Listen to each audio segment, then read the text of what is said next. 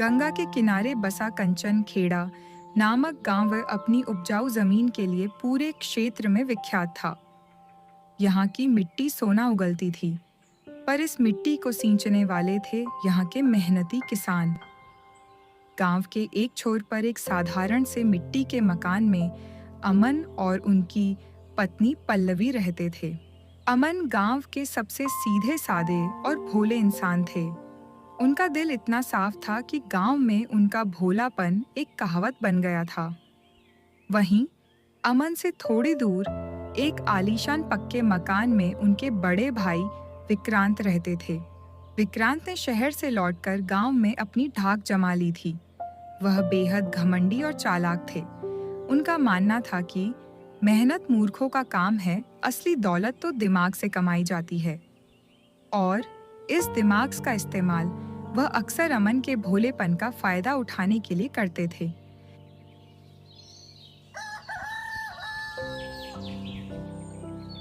एक सुबह पक्षियों की चहचहाहट के बीच अमन खेत पर जाने की तैयारी कर रहे थे। तभी पल्लवी दरवाजे पर आकर खड़ी हो गईं। सुनो जी, मेरी एक बात कान खोलकर सुनो। क्या हुआ पल्लवी? तुम इतनी परेशान क्यों लग रही हो? परेशान क्यों ना हूँ? आप अपनी आंखों पर बंधी पट्टी खोलकर क्यों नहीं देखते? आपका यह भोलापन अब आपकी कमजोरी नहीं, बल्कि हमारी गरीबी का कारण बन रहा है। और सबसे ज्यादा फायदा कौन उठाता है? आपके अपने भैया विक्रांत। वह आपकी अच्छाई का फायदा उठाते हैं, आपको बेवकूफ़ बनाते हैं और अपना सारा काम आपसे करवाते हैं। आपको समझाना तो जैसे पत्थर पर सिर पटकना है। आप उन पर आंख बंद करके विश्वास करते हैं, पर क्या वह आपको सच में अपना मानते हैं? पल्लवी, तुम मेरे भैया को गलत समझ रही हो। वह मेरे बड़े भाई हैं। उन्होंने बचपन से मेरा ध्यान रखा है। भला वह मुझे बेवकूफ़ क्यों बनाएंगे? हम एक ही खून हैं। खैर, छोड़ो ये सब बातें। तुम्हें बताकर मेरा ही खून जलता है। कोई फ़ायदा तो है नहीं। तुम एक काम करो, घर के लिए सब्ज़ी ले आओ। और हाँ, आज मेरा मन ताज़ी रोहू मछली खाने का है, तो थोड़ी ताज़ी मछली भी लेते आना। अच्छा ठीक है, तुम गुस्सा मत करो। तुम बस खाना बनाने की तैयारी करो। मैं अभी बाजार जाता हूँ और तुम्हारे लिए सबसे अच्छी सब्जियाँ और ताज़ी मछली खरीद कर लाता हूँ। जा रहे हो तो सुनो, बाजार पहुंचकर जल्दी से सारा सामान खरीदना और वहां से सीधे घर चले आना। रास्ते में कहीं रुकना मत। और अगर गांव का कोई भी तुम्हें कोई काम करने को कहे या अपनी बातों में उलझाने की कोशिश करे, तो तुम उनकी बात बिल्कुल मत सुनना और ना ही कोई काम करना, समझे? तुम इतनी चिंता मत करो, मुझे सब याद है। मैं बाजार से सामान लेकर सीधा घर आ जाऊंगा। रास्ते में मैं किसी से कोई बात नहीं करूंगा। यह कहकर अमन घर से निकलकर बाजार की ओर चल दिए। उनके दिमाग में बस एक ही ख्याल था, जल्दी से काम खत्म करके लौटना, ताकि पल्लवी की चिंता कम हो जाए। रास्ते में चलते चलते पीपल के पेड़ के पास अमन की मुलाकात उनके बड़े भाई विक्रांत से हो जाती है। अरे भाई अमन, क्या हुआ? इतनी जल्दी में कहाँ जा रहा है? लगता है बहुत काम है। कुछ नहीं भैया, बस घर के लिए थोड़ा सामान लेने जा रहा था। पल्लवी ने कुछ सब्जियां और मछली खरीदने के लिए मुझे बाजार भेजा है, इसीलिए बाजार जा रहा हूँ। अमन की बात सुनकर विक्रांत के चेहरे पर हल्की सी मुस्कान आई, जो जल्दी ही दब गई। उसका चालाक दिमाग तुरंत एक योजना बुनने लगा। इसका मतलब अमन के पास अभी पूरे पैसे हैं। अगर मैं उससे वो पैसे ले लूं, तो अपनी पत्नी के लिए वह महंगा कंगन खरीद सकता हूं। अमन, यह मूर्ख हमेशा मेरे पैरों की धूल रहेगा। यह पैसा तो बस शुरुआत है। क्या हुआ भैया? आप इतने परेशान क्यों लग रहे हैं? आप इतने गहरे सोच में क्यों डूबे हैं? मुझे बताइए, शायद मैं कुछ मदद कर सकूं। कुछ नहीं रे भाई, मैं बहुत चिंता में हूं। तेरे भतीजे राजू की तबीयत बहुत खराब है और डॉक्टर ने दवाई खरीदने के लिए कहा है। मेरे पास एक भी पैसा नहीं है। तू तो सब्जी खरीदने जा रहा है, लगता है तेरे पास कुछ पैसे हैं, तो तू वो पैसे मुझे दे दे। आज के दिन तुम लोग दाल चावल खा लेना, लेकिन मेरे बेटे की जान बच जाएगी। लेकिन भैया, ये पैसे तो पल्लवी ने बाजार के लिए दिए थे। अगर मैं यह पैसे आपको दे दूंगा तो घर खाली हाथ कैसे जाऊंगा? पल्लवी मुझ पर बहुत गुस्सा करेगी। आप तो जानते ही हैं उसका गुस्सा। मतलब मेरा बेटा राजू तेरा बेटा नहीं है, इसीलिए तू पैसे नहीं देगा, है ना? राजू की सेहत से ज्यादा तुझे पल्लवी का गुस्सा प्यारा है। नहीं नहीं भैया, ऐसी बात बिल्कुल नहीं है। आप ऐसा मत सोचिए। राजू की सेहत से बढ़कर कुछ नहीं है। आप यह पैसे मुझसे ले जाइए। जल्दी से राजू के लिए दवाई खरीद कर ले आइए और आज हम दाल चावल से काम चला लेंगे। भगवान तेरा भला करे रे अमन, मैं जल्दी से राजू के लिए दवाई खरीद कर लाता हूँ। विक्रांत तेजी से वहां से चला गया। वह सीधे बाजार गया और पैसों से अपनी पत्नी के लिए महंगा उपहार खरीदा। राजू के लिए कोई दवाई नहीं। अमन बिना खरीदारी किए खाली हाथ घर लौट आया। उसका मन भारी था। वह जानता था कि अब पल्लवी का गुस्सा देखना पड़ेगा। घर लौटकर जब अमन ने पल्लवी को सब कुछ बताया तो पल्लवी बहुत गुस्सा हो गई। उसकी आंखों में अब आंसू नहीं, बल्कि एक कठोरता और निराशा थी। चुप हो जाओ, एक शब्द भी मत कहना। सुनो, मुझे तुम्हारी कोई कहानी नहीं सुननी कि क्या हुआ और क्या नहीं। तुम्हारी भोलापन की कहानियां सुन सुनकर मेरे कान पक गए हैं। पर एक बात कान खोलकर सुन लो, आज मैं मछली के बिना एक दाना भी नहीं खाऊंगी। अब तुम चाहे कहीं से भी कमाओ, जैसे भी कमाओ, मुझे नहीं पता। मेरे लिए बाजार से सब्जी और मछली तुम्हारी मेहनत की कमाई से लानी होगी। लेकिन पल्लवी, तुम ही सोचो, इस दोपहर में मुझे भला कौन काम देगा? सब अपने अपने काम में लगे हैं। अब भी इस समय काम ढूंढना बहुत मुश्किल है। तुम थोड़ा समझने की कोशिश करो। ठीक है, अगर तुम्हें लगता है कि इस समय तुम्हें गांव में कोई काम नहीं मिलेगा तो मेरे पास एक और उपाय है। जंगल में जाओ, वहां से सूखी लकड़ियां काटो और उन्हें बाजार में बेचकर पैसे लाओ। लेकिन यह याद रखना, आज तुम्हें मेरे लिए सब्जी और मछली किसी भी हाल में लानी ही होगी। अगर आज घर में मछली नहीं आई तो समझ लेना कि इस घर में चूल्हा नहीं चलेगा। मैं खाना ही नहीं बनाऊंगी। ठीक है पल्लवी, तुम इतना गुस्सा मत करो। मैं तुम्हारी इच्छा जरूर पूरी करूंगा। मैं अभी जा रहा हूं और देखता हूं कि कहीं कोई काम मिलता है या नहीं। मैं खाली हाथ नहीं लौटूंगा। पल्लवी रसोई घर में चली गई। अमन गहरी निराशा और एक नई दृढ़ता के साथ जंगल के रास्ते पर चलने लगा। उसे पता नहीं था कि कहाँ जाए, क्या करे, पर उसे यह विश्वास हो गया था कि अब उसे अपनी सादगी नहीं, बल्कि अपनी मेहनत पर विश्वास करना होगा। अमन जंगल के रास्ते पर चल रहा था। उसका मन भारी था, पर पल्लवी की बातों ने उसमें एक नई ज्वाला भर दी थी। वह लकड़ियां खोजने के लिए और अंदर गया, जहां गांव के लोग कम ही जाते थे। कुछ दूर जाने पर उसे घने वृक्षों के बीच एक प्राचीन शिव मंदिर के पास एक वृद्ध साधु बाबा दिखाई दिए। साधु बाबा एक शिला पर शांत मुद्रा में बैठे थे। प्रणाम साधु बाबा, आपको मेरा प्रणाम। मुझे आपको देखकर आश्चर्य हुआ। इतने घने जंगल में जहां कोई आता जाता नहीं, आप यहां अकेले बैठकर क्या कर रहे हैं? कल्याण हो वत्स, तुम बहुत भोला भाला और सीधा साधा इंसान हो। मैं तुम्हारे बारे में सब कुछ जानता हूँ। मैं जानता हूँ कि तुम यहाँ अपनी पत्नी की चुनौती के कारण आए हो और तुम्हारे भाई ने तुम्हारी अच्छाई का फायदा उठाया है। हाँ बाबा, आपने बिल्कुल सही कहा। आप तो अंतर्यामी हैं। मेरी पत्नी हमेशा कहती है कि गांव के सभी लोग मेरी सादगी का फायदा उठाकर मुझसे अपने सारे काम करवाते हैं। क्या यह सच है बाबा? यह बात सत्य है वत्स। तुम्हारी सादगी को तुम्हारी कमजोरी समझा गया है, लेकिन तुम चिंता मत करो, मैं तुम्हारी मदद करूंगा। यह पवित्र अन्नपूर्णा बीज हैं। इन्हें ले लो, इन्हें ईमानदारी से बोना। ये केवल उसी के खेत में फलेंगे जिसकी नीयत साफ हो और जो दूसरों की भलाई सोचे। तुम्हारी सादगी अब तुम्हारी शक्ति बनेगी। ठीक है साधु बाबा, आपकी बहुत कृपा होगी। मैं आपका यह उपकार कभी नहीं भूलूंगा। आपका बहुत बहुत धन्यवाद। अमन एक नई आशा और विश्वास के साथ पोटली लेकर घर लौट आया। अब वह खाली हाथ नहीं था, बल्कि उसके पास एक नया भविष्य था। घर पहुंचकर अमन ने उत्साह से सारी बातें पल्लवी को बताईं।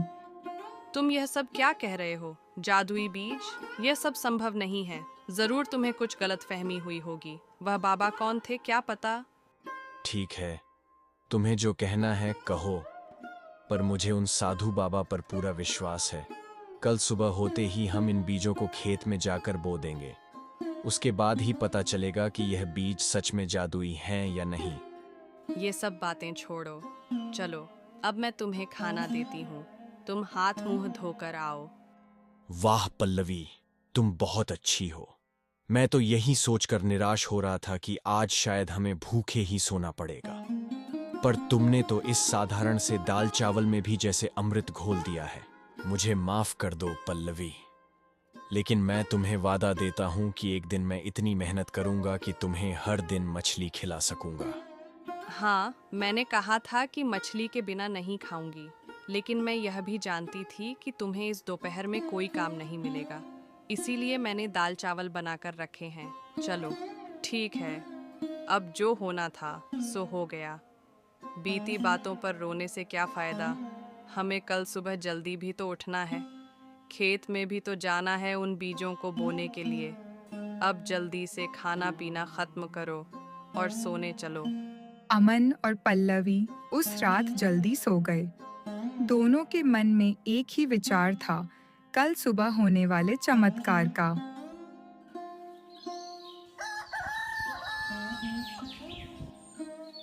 अगले दिन सुबह अमन और पल्लवी दोनों एक साथ खेत पर गए। दोनों ने मिलकर खेत को अच्छे से जोता और फिर साधु बाबा के दिए हुए अन्नपूर्णा बीज बो दिए। बीज बोने के बाद वे घर लौट आए। सुनो ना पल्लवी, मैं अब और इंतजार नहीं कर सकता। चलो देखते हैं वहां क्या चमत्कार हुआ है।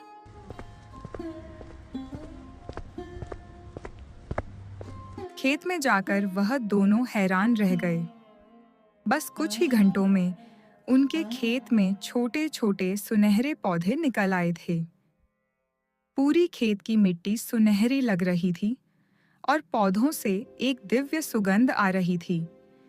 अरे, अपनी आंखों पर यकीन नहीं हो रहा। ये तो सच में जादुई फसल है। ये एक चमत्कार है।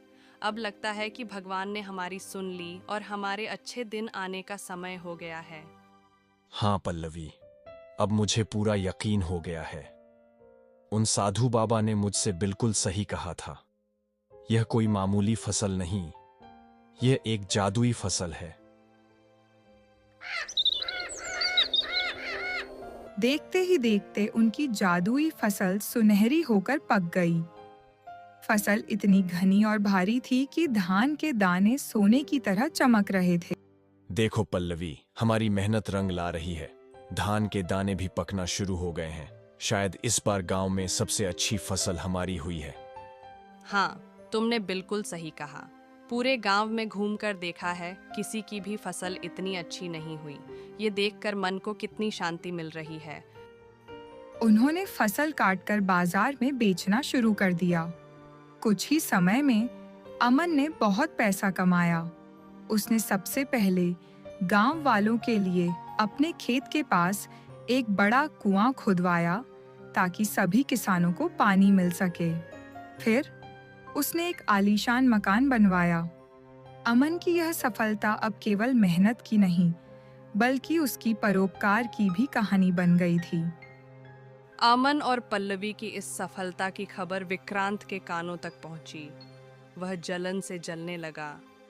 देखो तो, यह अमन, यह मूर्ख आज इतना अमीर हो गया कि उसने गांव में सबसे बड़ा मकान बना लिया और कुआं भी खुदवा दिया। यह सब किसी जादू का कमाल है। इस साधारण किसान के खेत में इतनी फसल कैसे हो सकती है? सही कहते हो जी, मेरा खून खौल रहा है। वह हमेशा हमारे पैरों की धूल था और अब वह हमसे अमीर। तुम्हें कुछ करना होगा। ये सारा जादू और उसकी फसल बर्बाद कर दो।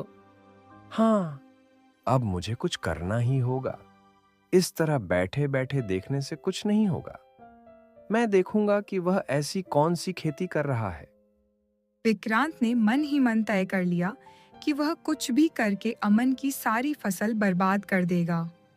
उसके लालच और ईर्ष्या की आग अब उसे अंधा बना चुकी थी। अमन की सफलता ने विक्रांत को ईर्ष्या की आग में झोंक दिया था। एक रात विक्रांत ने एक शैतानी योजना बनाई। वह बाजार से सबसे तेज जहरीला कीटनाशक और हानिकारक कीड़े खरीद लाया। देख अमन, अब मैं तेरा क्या करता हूँ। तूने वो जादुई फसल बेचकर बहुत सारे पैसे कमाए हैं, पर अब मैं तेरी उस फसल की 12 बजाऊंगा। ये झड़ सारी फसल को एक ही रात में सुखा देगा।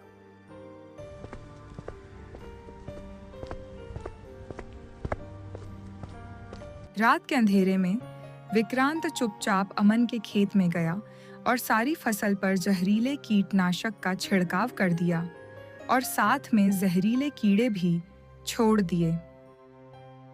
अरे वाह, तुमने अपनी जिंदगी का सबसे अच्छा काम आज किया है। अब देखना, सुबह होते ही वह मूर्ख माथे पर हाथ रखकर रोएगा।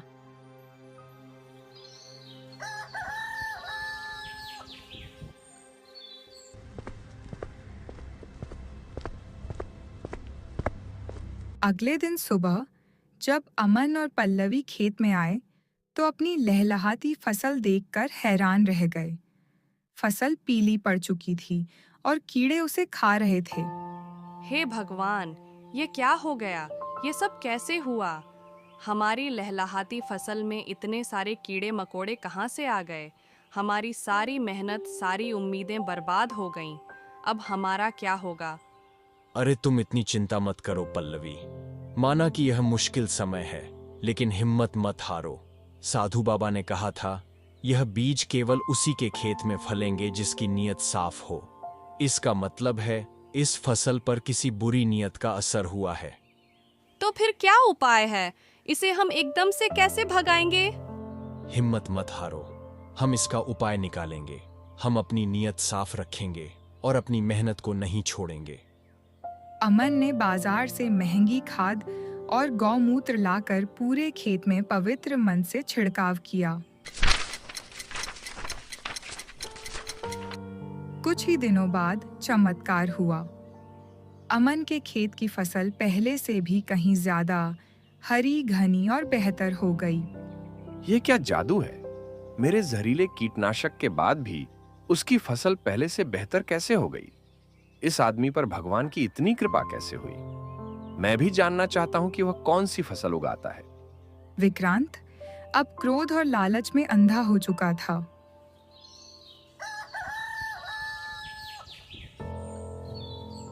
वह अगले दिन सुबह अमन के पास गया। अरे अमन भाई, तू तो बहुत बड़ा आदमी हो गया रे। तू तो अकेले अकेले अमीर होता जा रहा है। इतनी सुंदर फसल के पीछे का राज क्या है? क्या एक बार भी अपने भाई की याद नहीं आई? नहीं नहीं भैया, आप ऐसा क्यों कह रहे हैं? आप मेरे बड़े भाई हैं और हमेशा रहेंगे। दरअसल एक दिन मैं जंगल में लकड़ी काटने गया था। उस जंगल में मुझे एक साधु बाबा मिले। उन्होंने ही मुझे कुछ बीज दिए थे। उन्हीं बीजों की वजह से कुछ ही दिनों में मेरी फसल फिर से हरी भरी हो गई। ओह अच्छा, तो इसका मतलब इतनी सुंदर फसल के बीज उस साधु बाबा ने दिए हैं। कहाँ मिलते हैं वो बाबा? हाँ भैया, यह सब उन्हीं साधु बाबा की कृपा है। मुझे पूरा विश्वास है कि आप जब अपनी परेशानी बताएंगे तो साधु बाबा आपकी मदद जरूर करेंगे। विक्रांत तुरंत साधु बाबा की तलाश में जंगल में गया। उसने अपने चेहरे पर एक बार फिर झूठ की चादर ओढ़ ली। साधु बाबा, आप मेरी मदद कीजिए। मैं बहुत बड़ी समस्या में हूँ। हमारे गांव में एक आदमी है, वह बहुत बुरा इंसान है। वह गांव के सभी लोगों पर अत्याचार करता है और सबको डरा धमकाकर सबकी जमीन पर कब्जा कर लिया है। मैं चाहता हूं कि आप मुझे कोई ऐसी चीज दें जिसे मैं जब उसके खेत में डालूं तो उसकी सारी फसल बर्बाद हो जाए, और ऐसी कोई चीज दीजिए जिससे मेरे खेत की फसल और भी अच्छी हो जाए। साधु बाबा ने विक्रांत की आंखों में छिपे लालच को तुरंत पहचान लिया।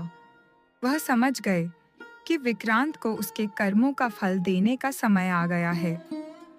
उन्होंने जानबूझकर उसे 2 पोटलियां दी, जिनके बारे में उन्होंने कुछ नहीं बताया।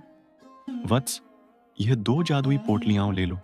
एक पोटली में वह शक्ति है जो लालची के खेत को बंजर कर देगी, और दूसरी पोटली में वह बीज है जो परोपकारी के खेत को सोना बना देंगे।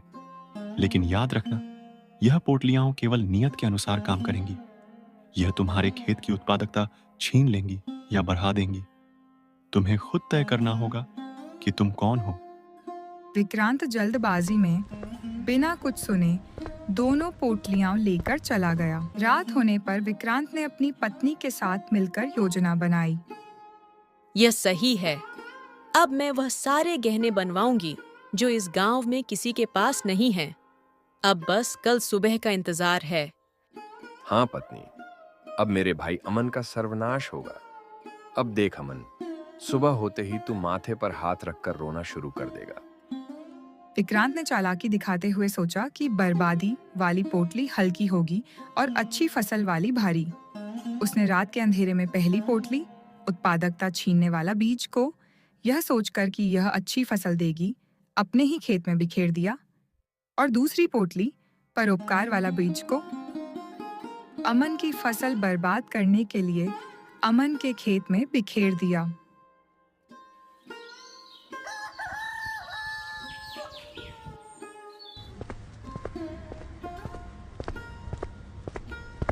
अगले दिन सुबह विक्रांत और उसकी पत्नी उत्साह से अपने खेत में गए।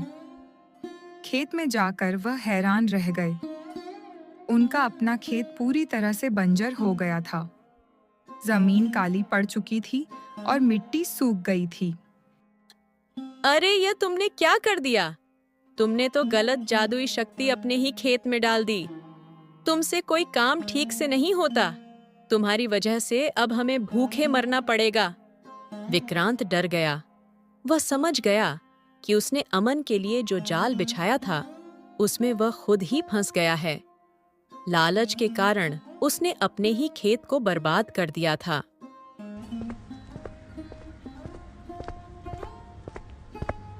उसी समय अमन और पल्लवी अपने खेत में आए। उन्होंने देखा कि उनकी फसल 4 गुना ज्यादा घनी और सुनहरी हो गई थी, क्योंकि परोपकार वाली पोटली अमन के खेत में डाली गई थी और अमन की नीयत साफ थी। पल्लवी, क्या तुमने देखा? भैया का खेत पूरी तरह से बर्बाद हो गया है। बेचारे भैया, ऐसा अचानक कैसे हो गया? हाँ जी, मैंने भी देखा। सच कहूँ तो मुझे कोई हैरानी नहीं हुई। आपके भैया ने जैसा कर्म किया है, उन्हें वैसा ही फल मिला है। कहते हैं ना, जो जैसा बोता है वैसा ही काटता है। दूसरों के लिए गड्ढा खोदने वाला आखिर में खुद ही उसमें गिरता है। अमन अपने भाई के खेत की बर्बादी देखकर दुखी हुआ। वह जानता था कि यह सब विक्रांत के लालच का नतीजा था।